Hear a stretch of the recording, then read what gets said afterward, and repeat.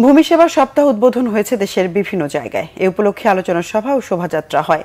Smart ভূমি সেবা জনগণের কাছে পৌঁছে দিতে রংপুরে জেলা প্রশাসকের কার্যালয়ে সেবা কার্যক্রমের উদ্বোধন করেন বিভাগীয় কমিশনার জাকির হোসেন। কুমিল্লায় শিল্পকলা একাডেমিতে অনুষ্ঠানে প্রধান অতিথি ছিলেন সংসদ সদস্য বীর মুক্তিযোদ্ধা আকম বাহাউদ্দিন বাহার। ভূমি সেবা সপ্তাহ চলবে 14 জুন পর্যন্ত। গোপালগঞ্জে ভূমি সেবা সপ্তাহের উদ্বোধন করেন জেলা প্রশাসক কাজী মাহবুবুল আলম।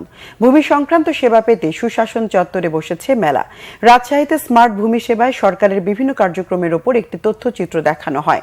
নড়াইল সদর উপজেলা ভূমি অফিস চত্বর থেকে শোভাযাত্রা বের হয়। ঝালকাঠিতে উদ্বোধনের পর হয় জনসচেতনতামূলক সভা, বের করা হয় বর্ণাঢ্য র্যালি।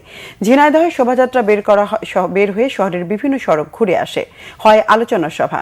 কিশোরগঞ্জে জেলা প্রশাসকের কার্যালয়ের সামনে থেকে র্যালি বের করা হয়, পরে জেলা প্রশাসকের সম্মেলন কক্ষে আলোচনা সভা হয়।